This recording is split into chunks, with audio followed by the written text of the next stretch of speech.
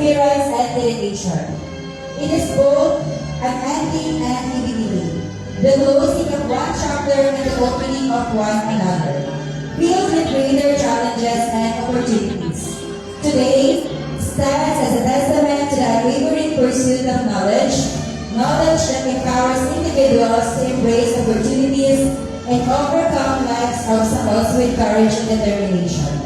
Welcome to the Commencement Exercises 2026 of the Luis National High School.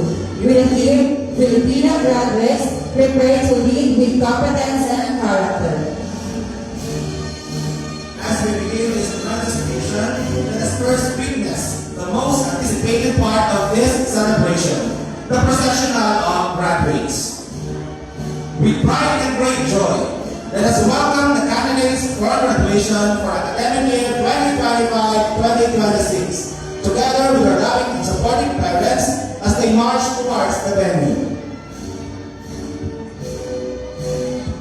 Leading the procession are the grade 12 students under the Humanities and Social Sciences, individuals driven by their passion to understand human behavior, culture, and society.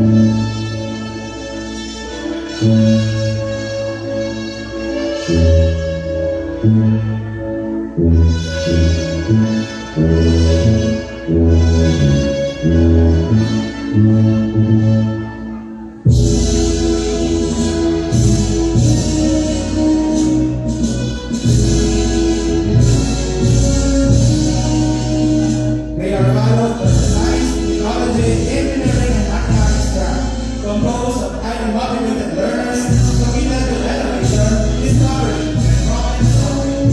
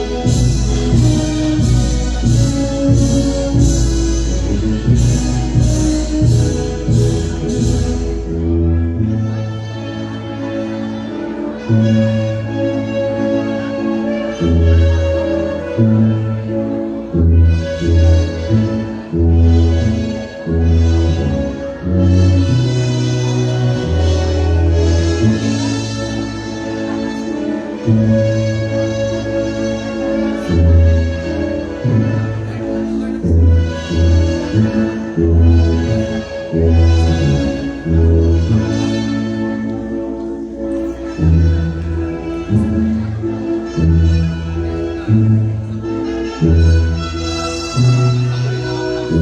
the procession are technical, vocational, and ideal students, a dynamic group equipped with practical skills, creativity, and strong hands-on approach to learning.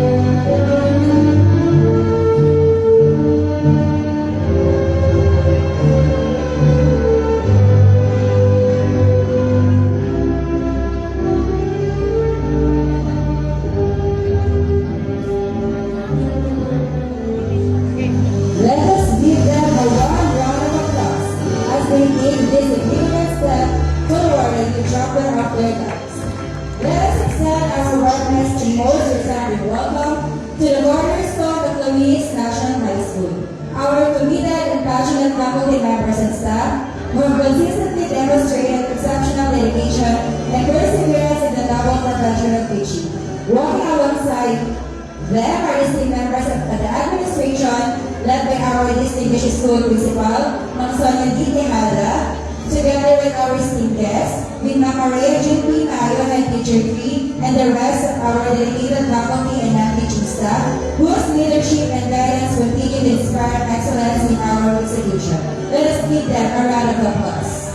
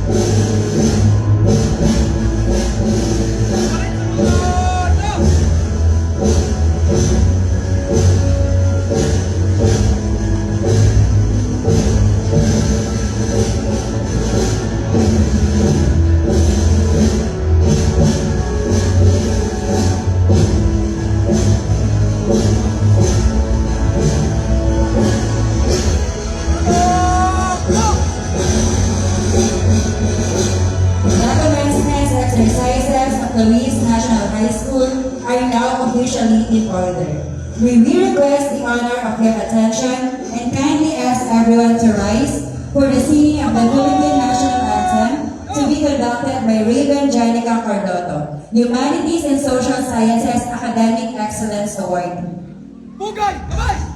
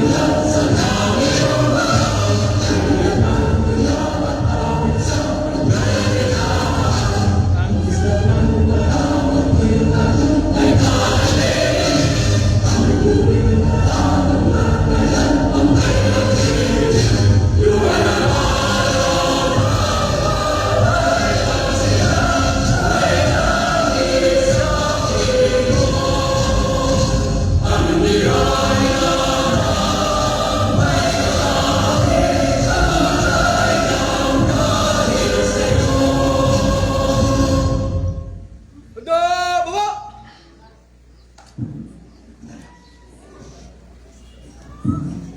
Sok-sok sa gisag! Da!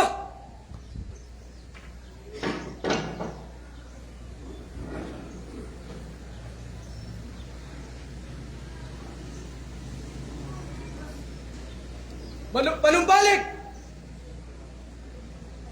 Harap sa likod! Harap! Pasulong! Cut!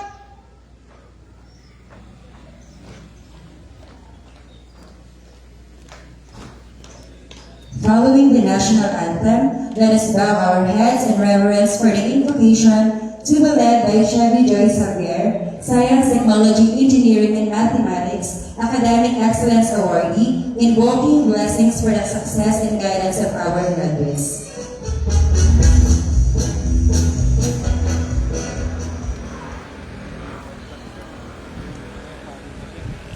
Let us bow our head. Our dear Father in heaven, we are so grateful for this special occasion that Thou hast given us to celebrate this great milestone today.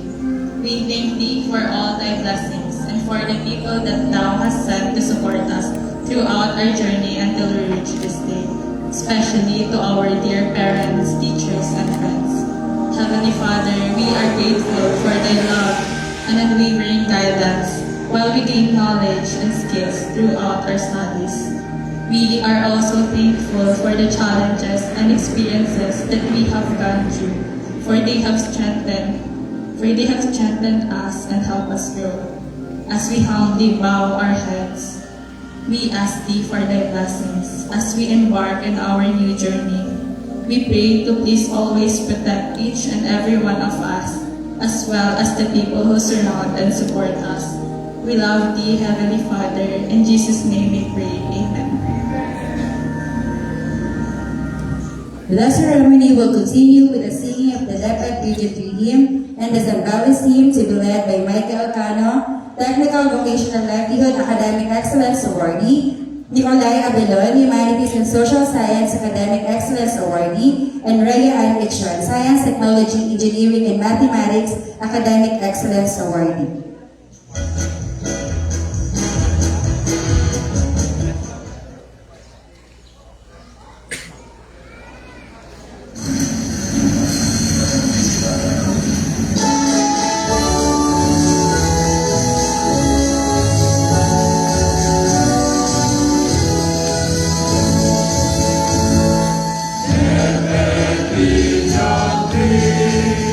Ang hindi na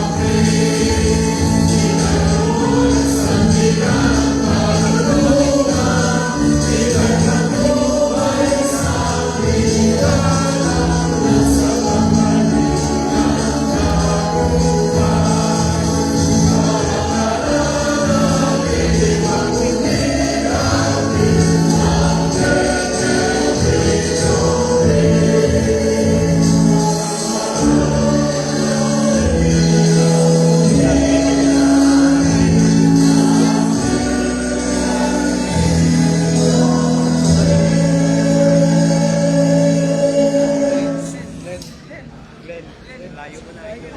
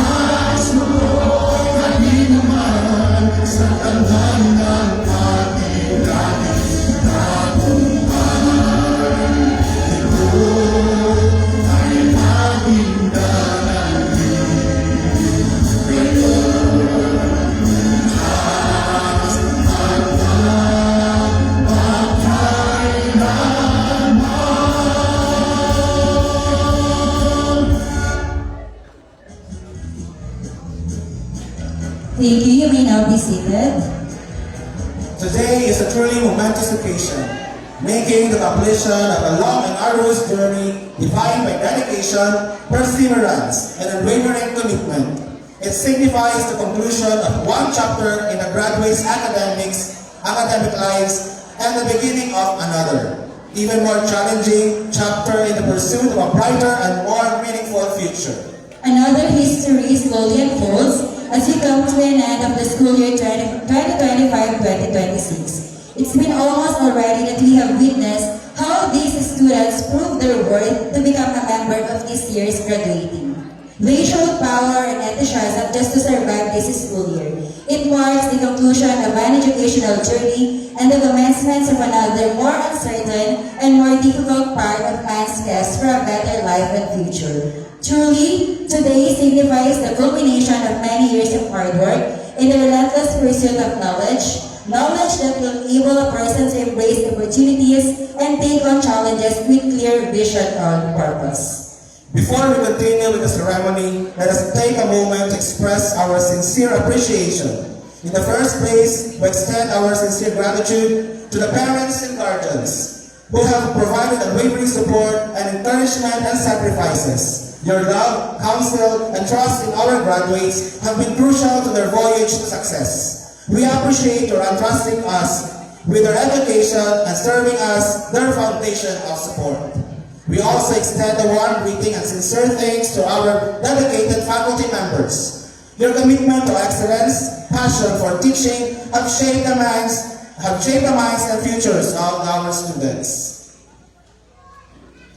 Moving forward, it is my distinct pleasure to introduce a truly remarkable graduate who exemplifies the spirit, dedication, and excellence of this year's graduating class. A student whose leadership, passion, and unwavering commitment to success have left an enduring mark on our school community.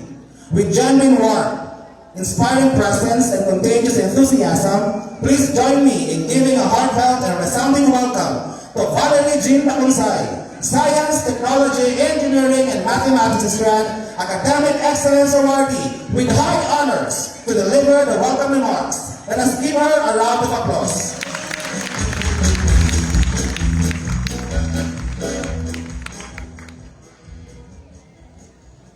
They say graduation is a celebration, but no one really talks about what it took just to survive the journey. A pleasant day to everyone. Let me begin with a truth we don't often say out loud. Not all victories feel loud. Some arrive quietly, wrapped in exhaustion, in silent tears, in a kind of strength no one ever applauded. Because if we are being honest, this day is not just about success. It is about everything we almost lost just trying to get here. There were dreams we had to set aside, not because we stopped believing in them, but because life asked us to choose survival first. There were versions of ourselves we had to leave behind, not because we wanted to, but because we were growing into someone we did not yet understand. There were nights we lie awake, staring into nothingness, questioning if we were still capable of becoming the person we once promised we would be, or if we had already fallen short of that dream. And still, through all the doubt, the silence, the unseen battles, here we are. Not because it was easy, not because we never thought of giving up, but because in the quietest moments, where no one else was watching, we chose to stay. Before anything else, allow me to acknowledge the presence of those who witnessed, guided, and believed in us, even in moments we could not believe in ourselves. To our guest speaker, Ma'am Lara M. Chow, a registered nurse and entrepreneur. Good afternoon, ma'am. Ma'am Sonia D. Tejada, Principal 4 of Luis National High School. Good afternoon, ma'am. Ma'am Adelia June P. Mayo, Head Teacher 3. Good afternoon, ma'am.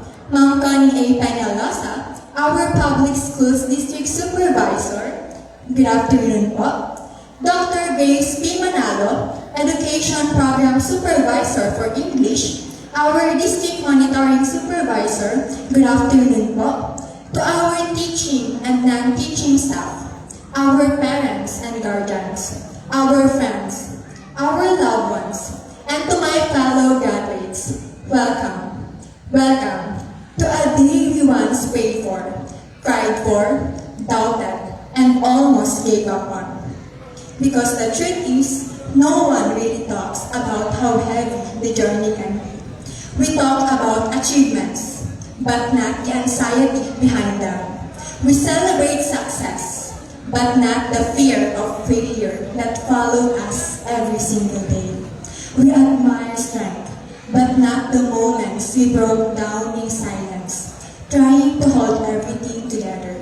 There were days we felt left behind, days we questioned our worth, days we asked ourselves, tama ko pa ba? And maybe, some of us are still asking that question even now. But, if there is one thing this journey has taught us, it is still this. Even in doubts, we move. Padayon. Not perfectly, not confidently, but faithfully. We showed up, even when we were tired. We tried, even when we were afraid. We continued, even when we were unsure of what was waiting for us at the end. But growth was never just about moving forward. There were days when continuing felt impossible, and in those moments, what saved us was not strength, but permission. Permission to pause, permission to breathe, permission to not be okay. Pahuway. Because resting does not mean you are giving up. It means you are choosing to survive long enough to keep going. And in the quietest hours, when everything felt uncertain, when nothing made sense, we held onto something so fragile yet so powerful. Hiraya Manowari, A dream we dared not speak too loudly, a hope we protected, even when it felt like it might break. A silent prayer that one day, everything we are enduring will be worth it. And today, standing here, maybe this is one of those answered prayers. But let's be honest with ourselves. This is not the end of the hard part. Because after today, life will not suddenly become clear. Some of us will enter college, chasing dreams we are still trying to understand, hoping we chose the right path, hoping we won't lose ourselves in the process. Some will step into responsibilities far too heavy for their age, choosing to work, to provide, to sacrifice even more for the people they love. Some will feel lost, standing at the crossroads of uncertainty, with no clear direction, no clear answers, only questions. And some of us will carry both dreams and fears at the same time. And if that is you, if you feel uncertain, scared, or unprepared, please hear this. You are not alone. You are not behind. You are not failing. You are simply human. In Isaiah chapter 60 verse 22, it is written, "When the time is right, I, the Lord, will make it happen." So maybe all those delays we hated, all those rejections we cried over, all those moments we thought we were falling apart, maybe they were never meant to destroy us. Maybe they were teaching us how to endure. Because becoming is not a straight path. It is messy. It is uncertain. It is painful. But it is also beautiful. So to my fellow graduates, when the world demands too much from you, pahuwal. When life feels uncertain and heavy, padayon. And when your dreams begin to feel distant, hold on to Hiraya Manawari. Because one day, you will look back at this version of yourself, the one who was tired, confused, and afraid. And you will realize this was the version of you who was brave enough to continue anyway. And maybe that is what makes this day so special. Not that we had everything figured out, not that we were always strong, not that we never thought of giving up, but that despite everything, we stayed, we tried, we endured, and we are still here. So today, as we celebrate this milestone, let us not only honor our achievements, but also the person we had to become just to reach them. Once again, welcome to this momentous gathering, not just of achievers, but of survivors, of dreamers, of individuals who refuse to give up, even if it have been easier to do so. At para sa batch namin graduate noon ng grade 6, pero hindi nakaranas ng proper graduation dulot ng pandemya, para sa atin to, ito yon. So, if you ever find yourself doubting again, remember this moment, because this is the proof that even on your hardest days, you did not give up. So wherever life takes us next, I hope we keep going. Mabuhay tayong lahat, and congratulations, we survived!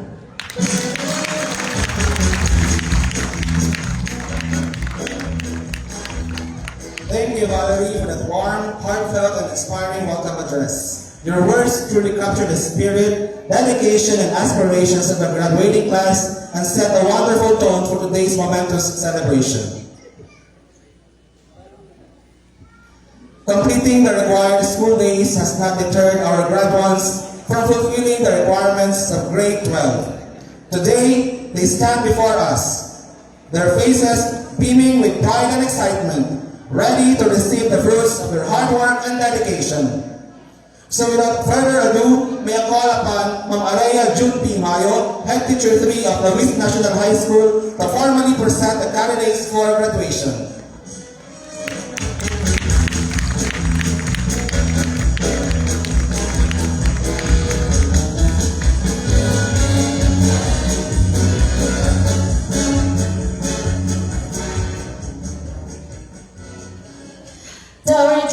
Principal 4, Madam Sonia D. Tejada. May I have the honor to present to you our candidates for graduation for school year 2025 to 2026. Under STEM, we have a total of 11 male graduates and 19 female graduates. A total of 30 graduates. Under STEM. Under Humes, we have 25 male graduates and 22 female graduates. A total of 47 graduates. And for TVL, we have 22 male graduates and 13 female graduates. A total of 35 graduates. For Luis National High School, again, may I present to you a total. And with the strong recommendations of all your teachers who are completed all the requirements of the Department of Education, I am pronounced you graduate. Congratulations. Thank you, Ma'am Sonia, for officially confirming the batch 2026 graduates of Luis National High School. You may now take your seat.